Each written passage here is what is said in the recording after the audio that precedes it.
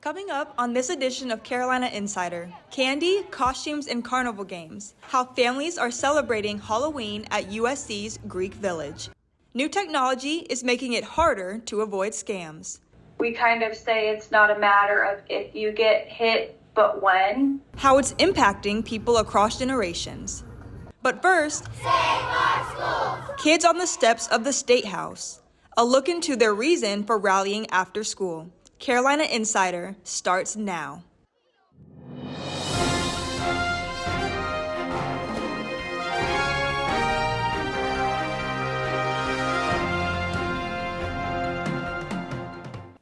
Hello, and thank you for joining us. I'm Davia Pugh. Breaking news today. According to South Carolina Public Radio, the Palmetto State is joining a lawsuit against Meta, the parent company of Facebook and Instagram. South Carolina is now one of 41 states suing the company for allegedly creating features that addict kids and worsen their mental health. Those features include endless scrolling and illegally gathering data on young consumers, violating consumer protection and child safety laws. There's now a new assignment on some students' minds in Richland County, keeping their teachers.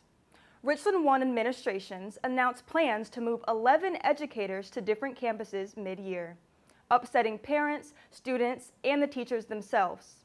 Here with more on that is Chloe Castain. Chloe? Thanks, Davia. The school board met almost to midnight last night to discuss the reassignments. It was at the top of their agenda. According to the superintendent, student class size and teacher ratios led to the decision. Teachers have 5 days to complete their transition. Some principals say they were not notified before the change. Teachers will also have time to speak with their previous students and clear out their current classrooms. Parents and teachers voiced their anger in the heated meeting. One committee member says this could be the tip of a larger iceberg. We cannot reassign our way out of ignoring teachers. We've got to pay attention to them.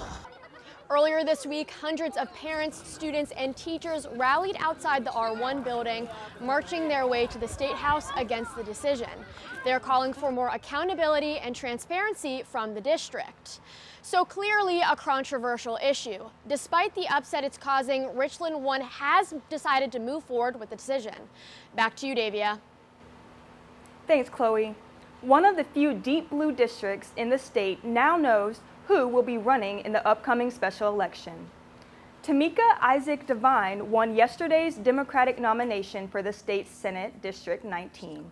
She is a former City of Columbia council member. Devine got 53% of the votes. The recent death of Senator John Scott left the seat empty. According to WIS-TV, she'll face a Republican challenger and 2 other candidates in January. Across the Midlands, a growing number of residents are falling victim to scams, and the university community isn't being spared either. Our Rachel Manning has more on how you can protect yourself. USC student Dupree Royal thought she was buying Stanley Cup water bottles from a social media ad. It never came in, and everyone was like, yeah, this website's a scam. All my work friends, I was like stressing out, freezing my card at work. According to the South Carolina Department of Consumer Affairs, South Carolinians lost more than $250,000 to scams in September. Businesses are also being affected by the rise in cybercrime. Senior Vice President of Cybersecurity at Willis Towers Watson, Ann Lastusky, works with businesses to advise them on cybercrimes. One of Lastusky's clients lost $8 million in a deep fake scam that used AI to replicate the CFO's face on a video call. It not only looked like the call was coming from their CFO that they work with, but they actually were able to use their photo that they got offline and like AI and put that face over theirs. Lastusky deals with cases like this every day. We kind of say it's not a matter of if you get hit, but when. Scams can go even bigger than this, affecting whole universities. I'm standing outside of the Gamecock iHub, where many USC students came for help after a recent scam hit campus. USC Director of Public Relations Jeff Stensland explained that the university has seen an increase of scammers trying to exploit university emails. This year we saw overly aggressive attempts, and we estimate about 100 have actually gotten through. With scams on the rise, students like Royal now have to worry about getting scammed personally and through their school. For Carolina Insider, I'm Rachel Manning. While some are falling for tricks, kids are getting treats here on campus. Halloween may be a week away, but on Tuesday, USC's Greek Life welcomed Columbia families with their annual Trick or Treat with the Greeks. From robots to fairies, there were all sorts of classic costumes. The Greek community passed out candy, played games, and danced with the kids. That's it for this edition of Carolina Insider, a student production here in the Kennedy Greenhouse studio in the School of Journalism and Mass Communications. Thank you for joining us. We'll see you back here Friday.